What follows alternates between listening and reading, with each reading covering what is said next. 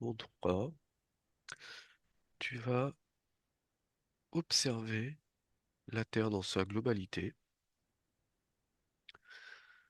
Lorsque le jour d'Halloween se prépare,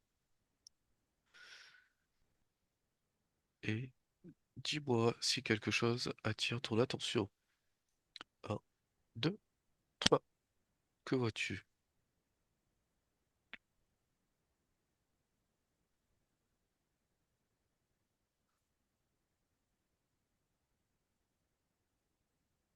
Alors, ça dépend des zones, hein, mais ce que je vois, c'est comme si,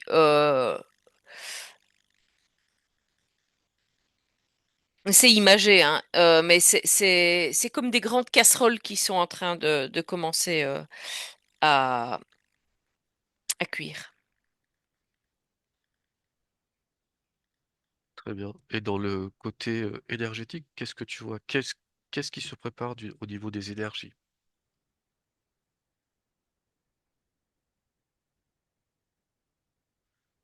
Et c'est en lien, en fait, on est proche de l'ébullition. C'est quelque chose de chaud, mais chaud, pas une chaleur agréable, tu vois. Une chaleur suffocante. Et si j'ose dire, le pic de chaleur, il arrive à quel moment par rapport à la date du 31 octobre? Le 30. Donc avant qu'elle soit officiellement fêtée? Oui, parce qu'en fait, Halloween n'est jamais qu'une diversion Une diversion, pourquoi? pour occuper les esprits. Pendant qu'autour, il se passe d'autres choses.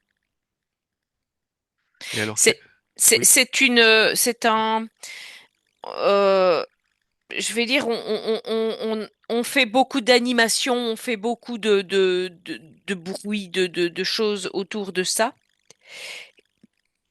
Alors, c'est pour plusieurs raisons, pour agacer certains et pour occuper d'autres. Donc, du coup, pendant que de toute façon, soit ils sont agacés, soit ils sont occupés, ils ne se centrent pas sur eux-mêmes pour ressentir ce qui est en train de se passer. alors si tu observes ce qui est en train de se passer à ce moment-là, surtout cette journée du 30, puisque c'est celle qui serait la plus bouillante, qu'est-ce qui attire ton attention?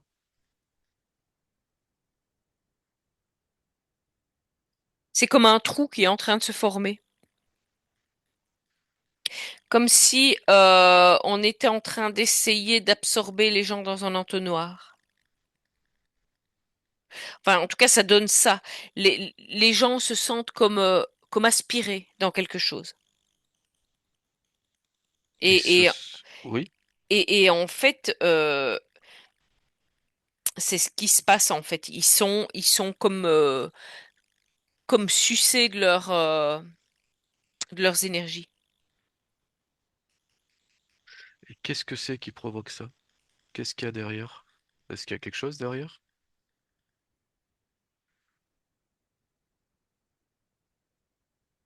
Oui, l'affaiblissement de la population. Et comment c'est possible d'affaiblir leur énergie? Par quel processus? Ben, toutes les, ben, la peur, la colère. Donc quand ils sont agacés, quand ils sont, même quand ils sont, en fait, c'est toute cette, tout ce qui va aller autour. Je vais dire tout ce qui tourne autour d'Halloween est dans des couleurs sombres, dans des choses qui sont effrayantes, c'est pas joyeux, quoi. C'est pas quelque chose d'amusant. Donc ça crée une basse fréquence autour de tout ça.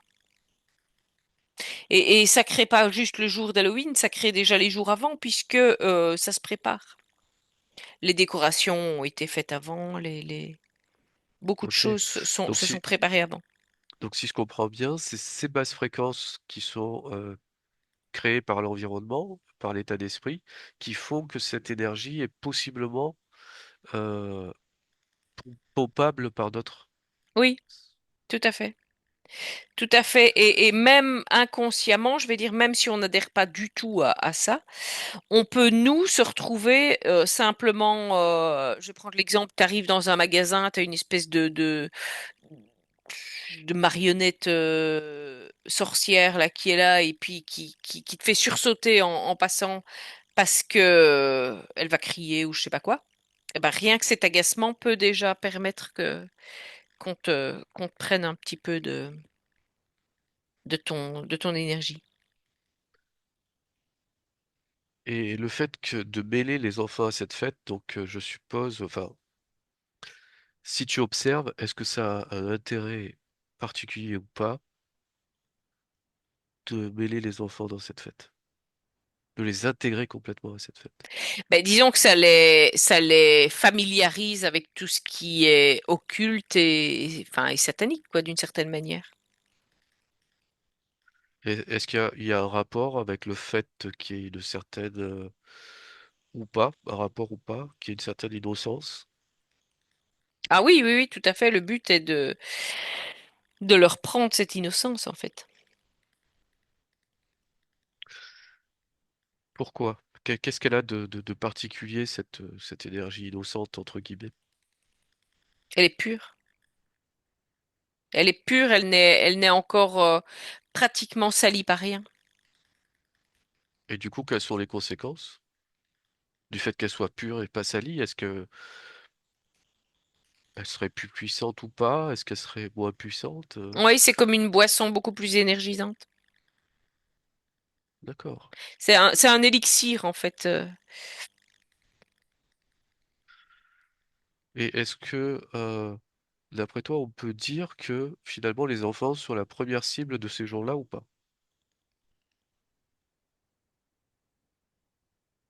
Ben, c'est pas la première cible. Ils ciblent tout le monde, mais c'est la cible la plus riche. D'accord. Très bien.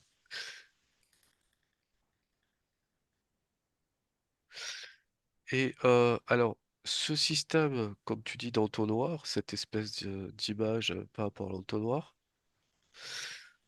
exactement, qu'est-ce qu'il y a derrière? Qu'est-ce qu'il y a de caché? Comment c'est possible de soutirer de l'énergie aux gens?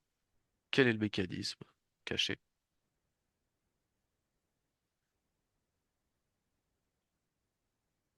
Je ne comprends pas bien le sens de ta question. Pour soutirer cette énergie aux gens pendant cette période-là, Mhm. qu'est-ce qu'il y a comme mécanisme derrière pour prendre cette énergie? Est-ce qu'il y a un système qui existe ou pas? Ou des actions qui sont menées pour pouvoir le faire? Mais c'est toujours créer, en fait. Ben, c'est le principe de l'égrégore, toujours. Tu crées comme un mouvement mondial autour de quelque chose. C'est comme un fil conducteur, en fait. Et donc, eux, ils n'ont plus qu'à suivre le fil et à récupérer ce qui en ressort. Et de quelle façon ça se récupère alors, ce qui en ressort? C'est énergétique, hein. Eux, c'est,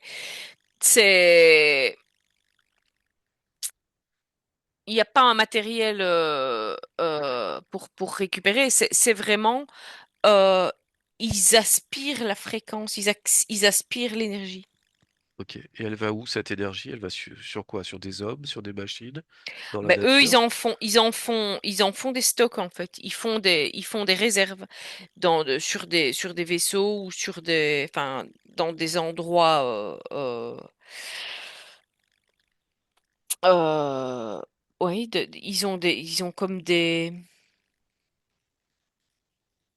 des endroits où ils gardent leurs provisions comme ça, en fait. Et cette Et, période de l'année est extrêmement riche pour pouvoir faire des provisions pour une période un peu plus longue. et quand tu parles de eux, tu peux Reptiliens. mettre. Ce sont des reptiliens. Là, pour l'instant, c'est eux qui sont en train de... Et si tu observes ou tu prends du recul, est-ce que tu vois autre chose que des reptiliens?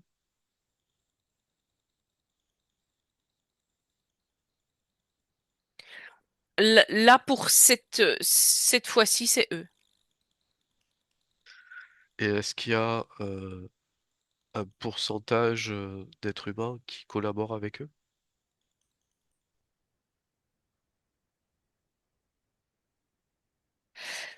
Ce ne sont pas des êtres humains qui collaborent avec eux. Qu'est-ce qu'ils sont alors? Ces entités, qu'est-ce qu'elles sont? C'est des hybrides ou des portails organiques. D'ailleurs, En fait, ils ressemblent à des humains, mais ils n'ont rien d'humain. ok, donc ils ont l'apparence humaine, Oui, mais ils sont pas humains. oui, c'est ça. Et dans les portails organiques que tu vois une partie subliminale en particulier ou pas forcément? Non, c'est un programme. D'accord. Et pour les hybrides, pareil, apparence humaine. Oui, mais là, du coup, eux, ils sont...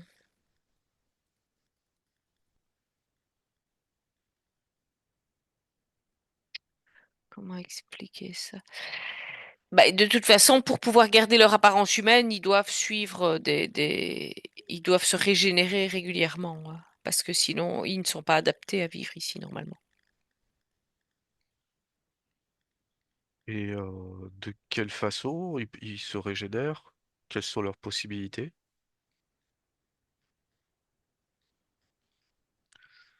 La chair humaine, enfin le sang humain, tout ce qui est tout ce qui tourne autour des sacrifices en fait. Il y a un autre moyen. Il existe un autre moyen pour arriver à cette même fin. Pour eux, non. Non, parce que sinon ils ne peuvent pas rester ici. Ils ne savent pas rester ici avec l'apparence humaine. Et c'est des hybrides, donc entre quelle espèce et quelle espèce? Alors il y a quand même un petit pourcentage humain, mais qui fait que ça n'a pas de, comment dire, on ne peut pas les considérer comme des humains parce que le pourcentage n'est pas suffisant, mais c'est des reptiliens en grande partie. Ok, Il y a peut-être 30% d'humains, mais qui n'est là que pour gérer l'apparence en fait. d'accord. 30% de génétique d'ADN Oui, humain, c'est oui, ça? c'est ça, ouais.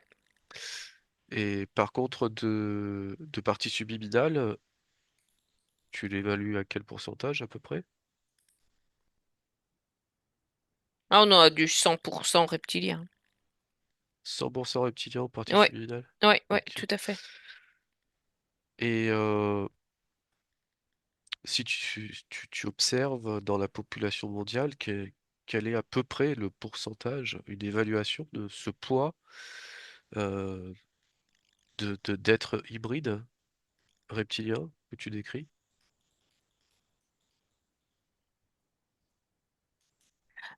35% maintenant.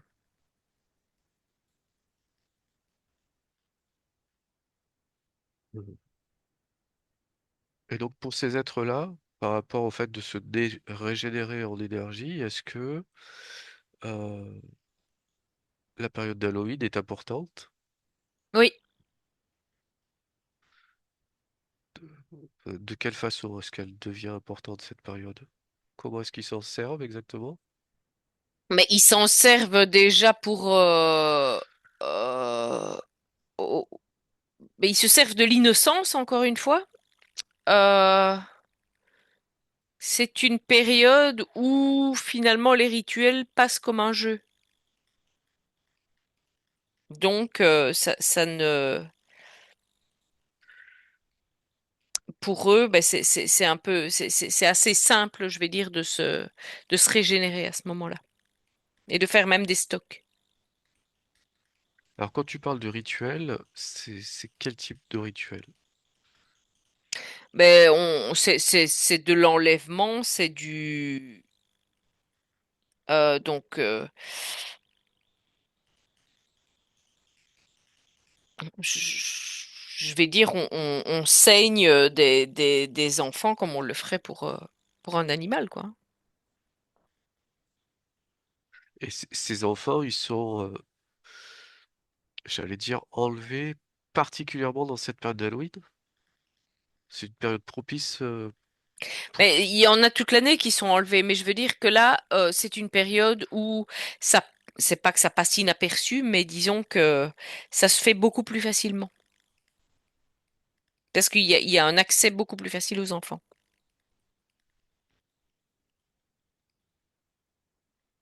Très bien. Donc cette énergie, il y a une partie de l'énergie qui est prise par ces rituels sur des enfants, par exemple. Mhm. Est-ce qu'il y a une autre façon de prendre de l'énergie dans cette période d'Halloween?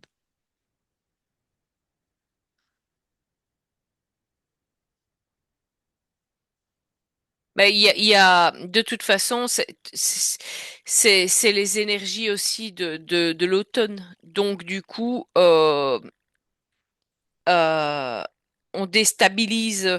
Par exemple, le changement d'heure va déstabiliser. Donc, du coup, déjà, enfin, ils prennent de l'énergie déjà par rapport à ça. Puis une semaine plus tard, c'est Halloween et du coup, donc c'est vraiment une grosse période de récolte. De par le changement de saison, le changement d'heure. C'est vraiment là. Et puis alors, en plus de ça, il y a ce côté où on fête les morts. Pour certaines religions, il y a il y a la Toussaint qui est, qui est une période où, euh, ouais, on entretient un côté autour de la mort, autour de la tristesse, etc., qui fait que ben là, ils arrivent encore à récupérer. Très bien. Et à l'inverse, euh, juste de regarder ça de loin, pour une fête comme Noël, qui n'est pas forcément liée à la tristesse, euh, est-ce que là aussi, il y a de la récupération énergétique qui est faite? Mhm. C'est énorme, hein. Énorme. Toutes ces fêtes, en fait, sont créées pour récupérer. Par exemple, Noël, c'est différent, mais il y a une grosse récupération parce que beaucoup de gens ne vivent pas ça avec plaisir, les fêtes. C'est un moment où ils se mettent sous pression euh, pour des cadeaux, pour des repas de famille où ils ne s'entendent pas forcément très bien.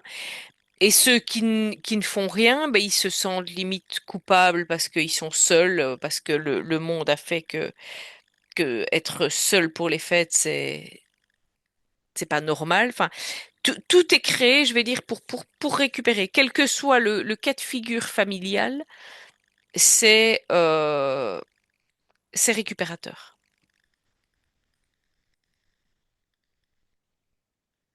Et pour, j'allais dire, échapper à cette récupération, que ce soit Noël ou Halloween, est-ce que le fait de pas le fêter, par exemple, ça nous met un petit peu sous une certaine distance ou protection de ces choses-là ou pas? Mais on peut le fêter et être neutre. On peut ne pas le fêter et être neutre. Mais on peut aussi ne pas le fêter et ne pas être neutre. Et donc, du coup, c'est vraiment se rendre le plus neutre possible par rapport à ça, c'est vivre ce jour-là comme on a envie de le vivre, simplement. Si on trouve ça agréable de faire un repas de famille, on n'est pas obligé de le vivre sous pression, en fait. On peut juste le vivre avec détachement, comme un bon moment qu'on va passer.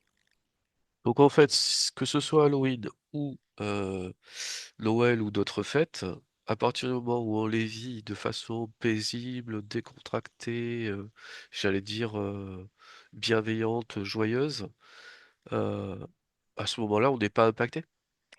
Mais disons qu'il faut vraiment soit, enfin, sentir en soi qu'on est totalement détaché de toute l'influence enfin, de tout ce toutes les égrégores qui ont été formés autour de ça. Faut le vivre pour soi, uniquement pour ce qui nous intéresse de prendre à ce moment-là. Et quand on est dans un environnement familial, puisque bon, une fête comme Noël, par exemple, il y a quand même pas mal de personnes qui sont réunies. Est-ce que justement le fait qu'il y ait beaucoup de personnes autour de nous, est-ce que justement ça rend pas le fait de rester neutre plus complexe ou plus difficile ou pas du tout? Ah ben, tout dépend comment on va vivre les choses, encore une fois. Si c'est une pression d'être dans des retrouvailles familiales, là on n'est pas au neutre. Mais si c'est juste se dire super, je vais revoir mes frères, mes sœurs, enfin, et passer un bon moment, mais là on peut juste vivre ça comme si on faisait un barbecue en été. Et pourquoi ils ont choisi cette date, cette période de décembre pour Noël? Mais parce que c'est une période où ce sont les jours les plus courts de l'année, les jours où les gens ont le moins d'énergie et et où c'est comment les gens ont déjà beaucoup de mal je vais dire c'est pas à survivre, mais à vivre avec le manque de luminosité, le manque d'énergie de la saison. Et c'est comme si on leur mettait un coup de massue en plus à cette période-là, parce qu'on leur met une pression supplémentaire pour préparer un repas, pour toute une organisation, pour financièrement, pour beaucoup de gens, c'est extrêmement compliqué en fait cette période aussi. Donc ça a été volontairement choisi parce que c'est une période où les gens sont plus faibles déjà. Ça n'aurait pas la même influence si, par exemple, on fêtait Noël en juillet. Donc si on regarde dans l'hémisphère sud, Noël euh, est en été. Mhm. Donc en fait ça a moins d'influence dans l'hémisphère sud. Ils seront moins impactés parce qu'ils seront dans une énergie déjà plus lumineuse. Alors. Et donc si je comprends bien, pendant ces fêtes, ce qui est récolté, c'est les énergies qu'on peut appeler pour l'être humain de façon globale, basses ou des énergies plus négatives, désagréables. Mais en fait, ce que eux récupèrent, euh, c'est les fréquences oui, c'est ça, c'est toutes les fréquences basses, oui, donc qui sont générées par les gens quand ils sont stressés, fatigués, donc Et alors, en d'ac- colère, oui, dans la d'accord. peur. Et alors pourquoi que les fréquences basses? Quelle est la raison? Parce que les autres, ils les supportent pas. Elles sont, elles sont comme un poison pour eux. Tout ce qui est fréquence d'amour, de joie, de paix, ils supportent pas, c'est ça?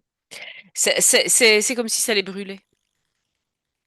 Alors, il faut pas rentrer dans le New Age à penser qu'il faut émaner ça. Il faut être dans la neutralité, en fait, ni trop ni trop peu. C'est être juste dans une neutralité de, de, de fréquence pour soi, en fait. Pour soi, être dans la meilleure fréquence pour se sentir bien. Et le fait que ce soit les énergies basses, donc les fréquences basses qui soient récoltées plutôt, euh, c'est lié au fait que l'espèce qui la récolte ou qui en a besoin, c'est une espèce reptilienne, c'est lié à ça ou pas? Oui, toutes ces espèces-là se nourrissent de ça. Parce qu'elles ont besoin finalement de fréquences d'énergie plus basses que les fréquences humaines normales, c'est ça? Oui, ben, c'est avec ça qu'ils créent leur carburant pour beaucoup de choses, en fait. C'est ce qui alimente aussi tout ce qui nous entoure, en fait. C'est avec ça qu'ils alimentent la matrice, c'est avec ça qu'ils alimentent tout ce qui va nous maintenir en cage, en fait, hein. Donc, est-ce que dans cette espèce, donc comme tu viens de dire, euh, il y a des manipulations qui sont faites sur l'être humain pour prendre de l'énergie, etc. Est-ce que dans cette espèce, donc de reptiloïdes, tu vois aussi des gens, tu peux observer des gens qui seraient un peu plus bienveillants ou moins manipulateurs, comme on peut le voir chez les êtres humains. Et il y a des gens qui sont manipulateurs, d'autres qui ne le sont pas, d'autres qui sont plus ou moins altruistes, d'autres pas. Est-ce que tu observes ça aussi chez les reptiliens qui sont dans l'environnement de la Terre ou pas? Non, parce que ceux qui sont dans l'environnement de la Terre, ils sont pas là pour ça. Il en existe, mais ils ne sont pas forcément dans l'environnement de la Terre. Il, il arrive occasionnellement qu'il y en ait un qui, euh, qui puisse changer, en fait. Mais à ce moment-là, lui, il ne restera pas. Ok, donc sur Terre, ils y sont que pour... quelle est la raison principale, s'il y en a une?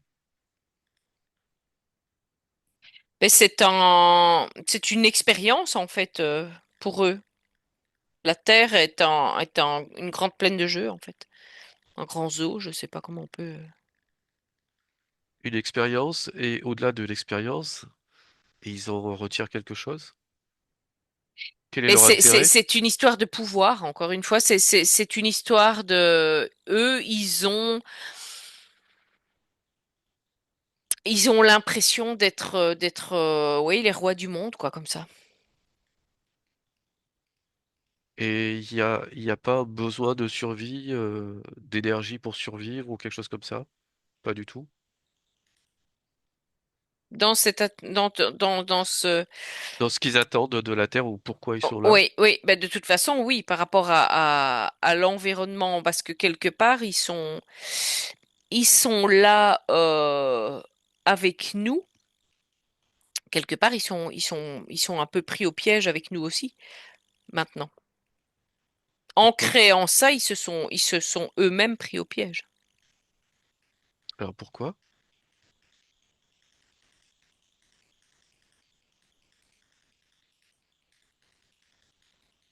Parce que comment, la matrice est hermétique.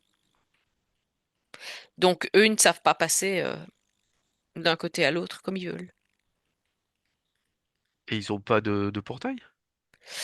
Certains, mais ils n'y ont pas tous accès.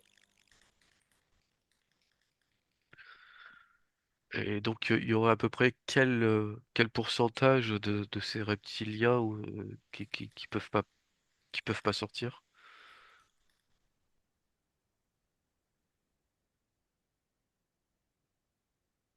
Euh, 28%, oui.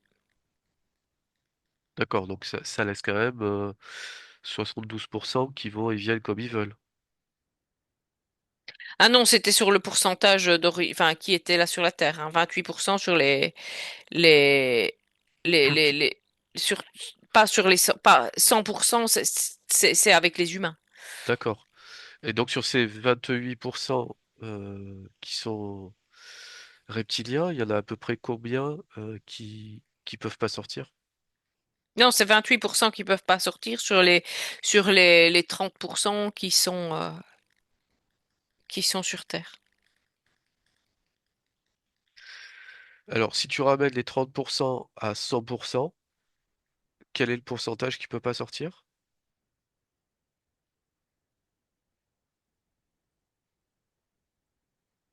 Plus ou moins 95. D'accord, donc ils sont coincés ici, Mhm, à 95%. mhm. Est-ce que ça veut dire que si toute l'humanité euh, vibre dans des fréquences neutres, des sentiments neutres ou bienveillants, eh ben finalement ils seraient plus alimentés et vu qu'ils sont coincés ici, ils disparaissent? Oui, c'est ça en fait. C'est ça parce que en fait, c'est c'est toujours en fait, oui, c'est ça. Si on arrivait tous à être vraiment dans le neutre, eh bien voilà, ils perdent leur garde-manger en fait. Et la matrice s'arrêterait? Ben, elle perd de sa puissance, donc elle est déjà de toute façon en train de perdre fortement sa puissance, mais elle s'effondrerait complètement. Et la raison principale pour laquelle elle perd de sa puissance, tu la vois, tu l'observes? Parce qu'il y a cette prise de conscience quand même d'un nombre assez important d'humains. D'accord,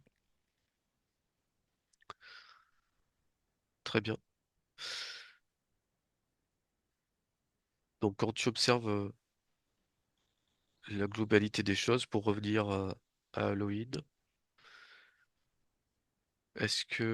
ou à des fêtes comme ça, mais surtout Halloween, puisque c'était le sujet de départ, est-ce qu'il y a quelque chose qui attire ton attention, que tu as envie d'exprimer?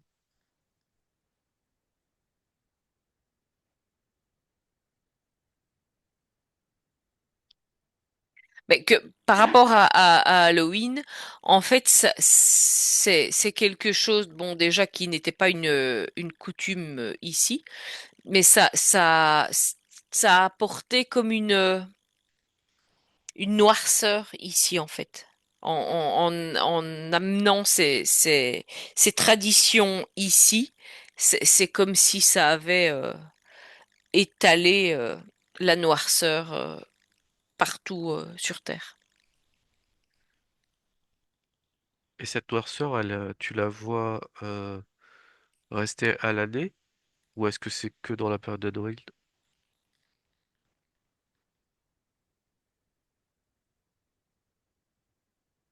Bah, disons que les graines ont été semées, donc du coup, ça a une influence pour tout le reste de l'année. Très bien. Et donc, cette, euh, cette origine, puisque ça nous est arrivé principalement par les États-Unis, cette origine, à l'origine, ça vient de quel pays? S'il y en a un ou plusieurs, je sais pas.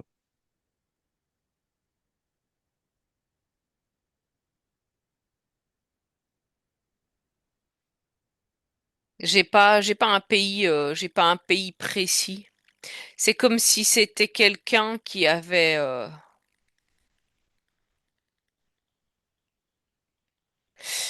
moi je vois ça comme si ça avait été comme influencé par la religion d'une certaine manière. C'est comme si je voyais un religieux qui, qui, qui a voulu lancer ça.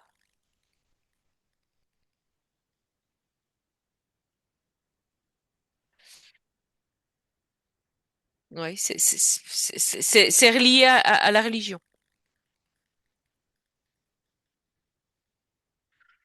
Ok, on va dire que ça s'est surtout développé aux États-Unis. Donc, comment c'est arrivé aux Sur cette États-Unis? forme-là, oui, oui, oui, tout à fait. Voilà. Et comment c'est arrivé justement aux États-Unis? De quel endroit c'est parti?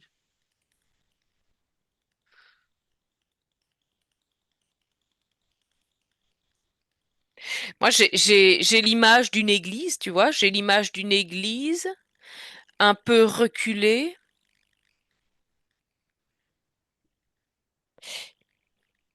Il y a le Nevada qui vient, mais J'ai pas un nom plus précis.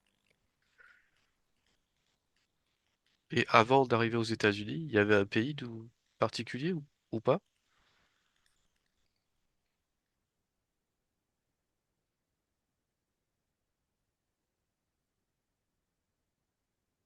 Moi, j'ai rien par rapport à ça. D'accord, donc ça s'est développé vraiment en partant des États-Unis, aux États-Unis. Par rapport à ce que moi j'ai comme info, oui. Enfin, par rapport oui, à D'accord, l'accès que j'ai, ça démarre d'une église. très bien. Très bien. Donc, tu veux ajouter quelque chose avant de rentrer? Oui, que ça, en fait, enfin, peut-être que ça a démarré sur une autre ligne de temps ailleurs. Mais en tout cas, moi, quand j'ai sur la ligne de temps sur laquelle j'ai démarré nos recherches, ben, ça démarre d'une église aux États-Unis. Mais il est possible que ça démarre d'une autre ligne de temps. Très bien. Bon, nous allons rentrer. Je vais te faire rentrer.